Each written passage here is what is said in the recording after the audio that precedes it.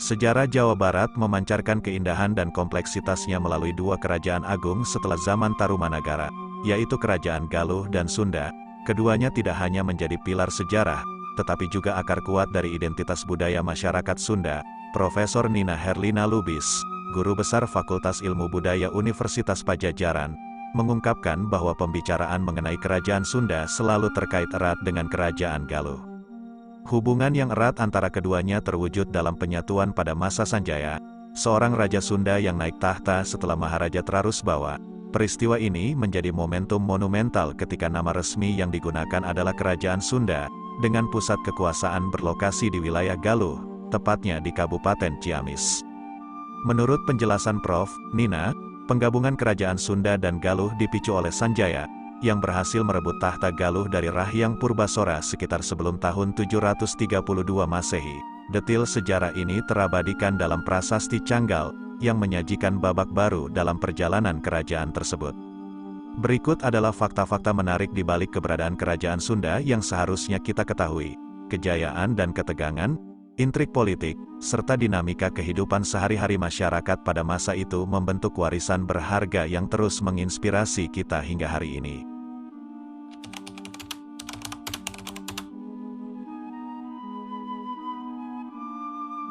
Dalam eksplorasi tinggalan sejarah Kerajaan Galuh, seorang sejarawan dari Universitas Padjadjaran, UNPAD, membuka jendela ke masa lalu yang penuh misteri. Ia mengungkap bahwa pusat kekuasaan kerajaan ini bukanlah tempat yang tetap, melainkan melompat-lompat dari satu lokasi ke lokasi lainnya. Awalnya, ibu kota atau pusat kekuasaan Galuh berada di daerah sekitar Banjar, namun tak lama kemudian beralih ke wilayah perbatasan Ciamis-Banjar. Kiprahnya tak berhenti di situ, karena kemudian Galuh kembali bermetamorfosis dan menetap di daerah Kawali. Profesor Nina Herlina Lubis, seorang ahli sejarah dari UNPAD, mengungkap bahwa di Kawali terdapat harta pengetahuan yang dapat diandalkan mengenai Galuh, yakni 6 prasasti yang menceritakan berbagai peristiwa penting seputar kerajaan tersebut. Pindah-pindahnya ibu kota ini memberikan ciri khas unik pada Kerajaan Sunda. Perbedaan karakteristik terlihat dari jumlah bangunan candi yang lebih sedikit dibandingkan dengan wilayah Jawa Tengah dan Jawa Timur. Profesor Nina menjelaskan bahwa perbedaan ini dapat ditarik benang merahnya hingga pada gaya hidup masyarakat Sunda pada masa itu yang tidak bersifat menetap. Keunikan ini menjelaskan alasan dibalik kurangnya bangunan candi monumental, karena Kerajaan Galuh dan Sunda selalu berpindah-pindah. Waktunya terbatas untuk membangun struktur megah seperti candi di Jawa Tengah dan Jawa Timur. Sebaliknya, masyarakatnya mayoritas petani sawah, sehingga memiliki waktu lebih untuk mengembangkan bangunan-bangunan monumental yang menjadi bukti kejayaan peradaban mereka. Melalui catatan sejarah yang hidup ini, kita diajak untuk menyelusuri petualangan kerajaan yang tak kenal kata diam, mengukir warisan kaya yang membuat Jawa Barat begitu unik dalam panorama sejarah Nusantara.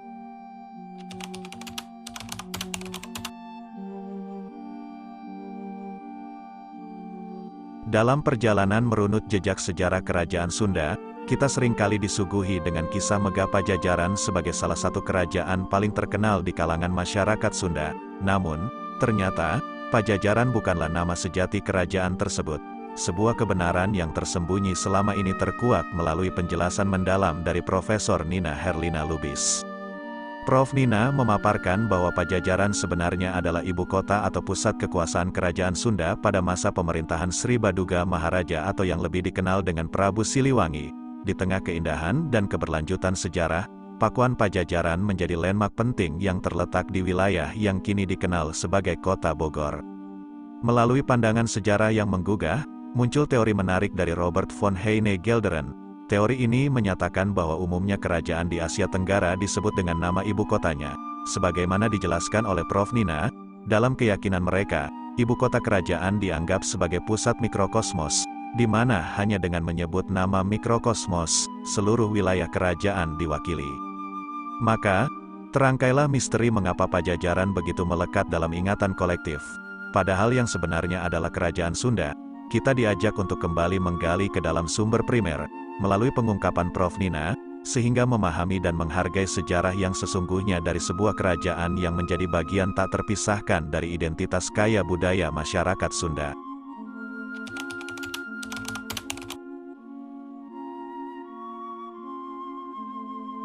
Sumber primer sering dianggap sebagai petunjuk otentik yang merinci jejak sejarah dan menjadi penentu dalam perdebatan interpretasi sejarah. Kerajaan Sunda, tak terkecuali, menjadi pusat perhatian para ahli sejarah, terutama terkait dengan kepercayaan Prabu Siliwangi. Nina Herlina Lubis, peneliti ulung dari Fakultas Ilmu Budaya Universitas Padjadjaran, mengungkapkan bahwa kepercayaan Sri Baduga Maharaja terungkap melalui prasasti batu tulis yang didirikan oleh Prabu Surawisesa, 12 tahun setelah Sri Baduga Maharaja meninggal pada tahun 1521. Prasasti tersebut memberikan gambaran jelas bahwa Sri Baduga Maharaja, ayah dari Prabu Surawisesa, meninggal dalam keyakinan Hindu dan kemudian diabadikan melalui perabuan. Kenapa diperabukan? Karena dia beragama Hindu, ujar Prof. Nina.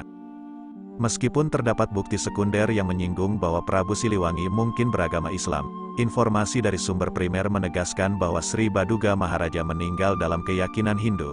Pada saat yang sama, menjelang akhir masa pemerintahannya, Tatar Sunda dihuni oleh beragam pendatang, tidak hanya dari kalangan Hindu, tetapi juga Buddha dan Islam.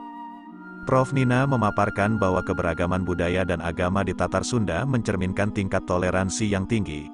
Bahkan, penyebaran Islam di wilayah tersebut telah dimulai sejak abad ke-14. Melalui kajian mendalam terhadap prasasti dan sumber-sumber primer, kita dapat meresapi kompleksitas dan harmoni dalam beragam keyakinan yang membentuk kerajaan yang toleran dan kaya budaya ini.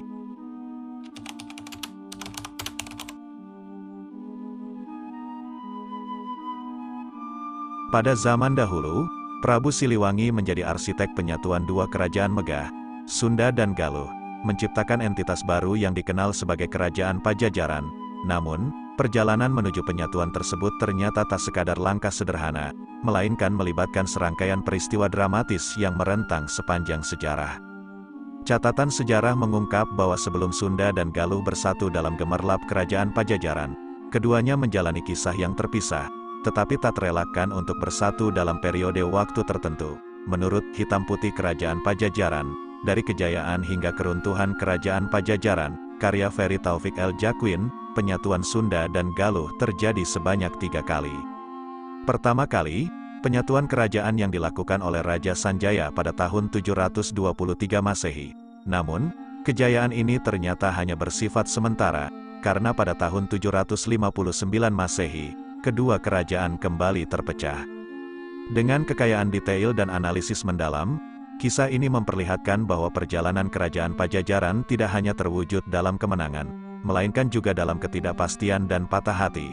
Dari kejayaan hingga keruntuhan, kita diajak untuk menjelajahi panorama sejarah yang penuh warna dan nuansa, mengungkapkan bahwa penyatuan besar ini adalah hasil dari dinamika yang kompleks di antara dua kerajaan yang kuat.